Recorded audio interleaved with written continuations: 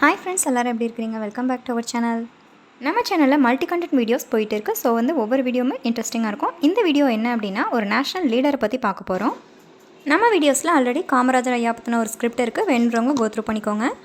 Next ஒரு interesting லீடரை பற்றி பேசுகிறதுக்கு முன்னாடி நம்ம ஒரு ஆன்லைன் பார்ட் டைம் ஜாப் பற்றி பார்த்தலாம். இந்த வீடியோவை நமக்கு ஸ்பான்சர் பண்ணுறவங்க school of business organisation.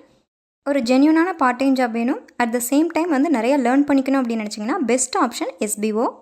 Digital marketing பார்த்தினா நிறைய கோர்சஸ் அவைலபிளாக இருக்குது. ஸோ நம்ம லேர்ன் பண்ணிக்கிட்டு ஏர்ன் பண்ணிக்கலாம். இந்த பிளாட்ஃபார்மில் நிறைய ஆப்பர்ச்சுனிட்டிஸ் கொண்டு வந்திருக்காங்க. ஸோ மிஸ் பண்ணிடாதீங்க. ஒரு ஆன்லைன் பார்ட் டைம் ஜாப் இந்த அளவுக்கு லீகலாக போகும் அப்படின்னு சொல்லிட்டு நம்மளை ஆச்சரியப்பட வைக்கக்கூடிய ஒரே ஒரு ஆன்லைன் பார்ட் டைம் ஜாப் அப்படின்னா SBO மட்டும்தாங்க. ஸோ இந்த SBO பற்றினா ஒரு சின்ன வீடியோ கிளிப்பிங் நெக்ஸ்ட் பார்க்கலாம். ஸ்கிப் பண்ணாதீங்க. பெரிய தப்பு. தினம் 300 ரூபாய் சம்பாதிக்க அரிய வாய்ப்பு. இன்ஸ்டாகிராம், Facebook பயன்படுத்த தெரிந்தால் போதும். Content post and content publishing மூலமா தினம் 300 ரூபாய் சம்பாதிக்கலாம். இந்த வேலை செய்ய 5 நிமிடம் போதும். Work training support, group communication support, all language customer live chat support, முக்கியமா சொந்தமா ஒரு பிசினஸ் ஸ்டார்ட் பண்ற அளவுக்கு உங்களால கற்றுக்கொள்ளவும் முடியும், சம்பாதிக்கவும் முடியும். இந்த வேலை வாய்ப்பு வழங்குவது 5 வருடத்திற்கு மேல ரன் ஆகிட்டு இருக்க நம்ம தமிழ்நாட்டு company school of business organization private limited. மேலும் விவரங்களுக்கு டிஸ்கிரிப்ஷன்ல கொடுத்திருக்க நம்பருக்கு வாட்ஸ்அப் பண்ணுங்க. கிளிப்பிங் பார்த்துருப்பீங்க, யூஸ்ஃபுல்லாக இருக்கும்னு நினச்சிங்கன்னா டிஸ்கிரிப்ஷனில் லிங்க் இருக்குது. இப்போ வாங்க வீடியோக்குள்ளே போகலாம். ஸ்க்ரீனில் பார்த்துருப்பீங்க யாரை பற்றி நம்ம பேச போகிறோம் அப்படின்னு சொல்லிட்டு. நேஷ்னல் லீடரை பற்றின ஒரு ஸ்பீச் காம்படிஷனுக்கு ப்ரிப்பேர் பண்ணுறீங்க அப்படின்னா இந்த வீடியோ யூஸ்ஃபுல்லாக இருக்கும். ஓகே, ஸ்கிரிப்ட் ஸ்டார்ட் பண்ணலாம். அனைவருக்கும் என் முதற்கண் வணக்கத்தை தெரிவித்துக்கொண்டு நான் போற்றும் தேசத் தலைவர் பற்றி உங்கள் முன் பேச வந்துள்ளேன். மலர்களைப் போல் பூத்து குலுங்க நான் நந்தவனம் அல்ல, மலர் கனையை தொடுக்க நான் மன்மதனும் அல்ல. எனக்கு நீங்கள் உங்கள் உதிரத்தை தாருங்கள், அதில் நான் உங்களுக்கு இந்தியாவின் சுதந்திரத்தையே தருகிறேன் என்று கூறிய ஒரு எரிமலை தீப்பிழம்பை பற்றி அக்னி சிறகாக உங்கள் உள்ளம் திறக்க வந்துள்ளேன். 1897ஆம் ஆண்டு ஜனவரி 23ஆம் நாள் ஒரிசா மாநிலம் கட்டாக் என்ற ஊரில் அந்நியனை கதிகலங்க வைத்த அந்த எரிமலை ஜானகிநாத் போஸ் மற்றும் பிரபாவதி ஆகியோருக்கு மகனாய் தோன்றினார். உண்மை உயர வேண்டும், கடவுளை காண வேண்டும் என்ற விசித்திரமான ஆசை அவருக்கு ஏற்பட்டது. ஆம், அவர்தான் நம் இந்திய தேசிய இராணுவத்தை முதலாக உருவாக்கிய நேதாஜி சுபாஷ் சந்திர போஸ் அவர்கள்.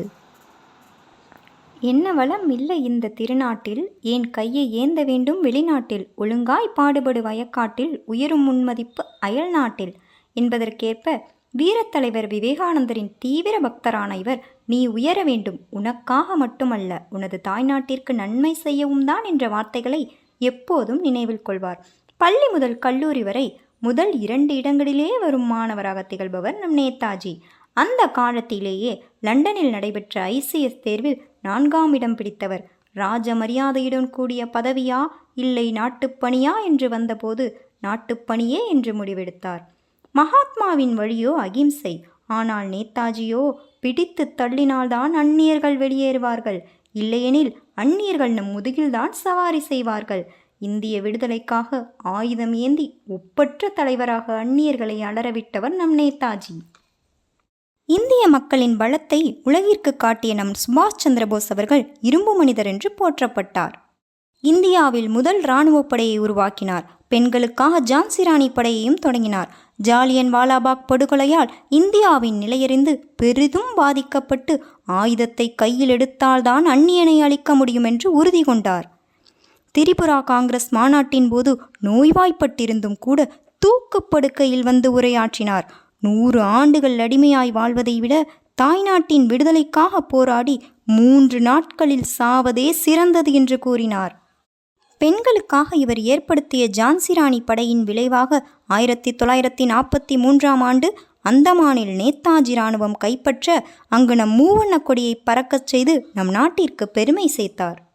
சுதந்திர இந்தியாவிடம் வெள்ளையன் கேட்டது ஒன்றுதான், அது நம் நேதாஜியை தான். இதிலிருந்து ஒன்று நன்றாக தெரிகிறது, அவன் அஹிம்சைக்காக தரவில்லை சுதந்திரம், நேதாஜி மீது கொண்ட அச்சத்தினால்தான் சுதந்திரம் தந்தான் என்று உணர முடிகிறது. இன்று நாமெல்லாம் பள்ளி கல்லூரி முதல் போர் முனை வரை கூறும் ஜெய்ஹிந்த் என்ற ஸ்லோகத்தை முதலில் கூறியவர் நம் நேதாஜி.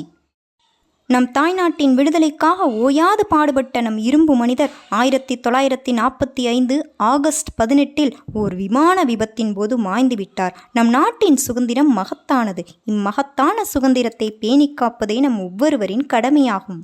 இக்கடமையை இனிதே நிறைவேற்றுவோம் என்று கூறி என் உரையை நிறைவு செய்கிறேன். நன்றி, வணக்கம். வாழ்க நம் பாரதம், வளர்க நம் தொண்டு. ஜெய் ஹிந்த்.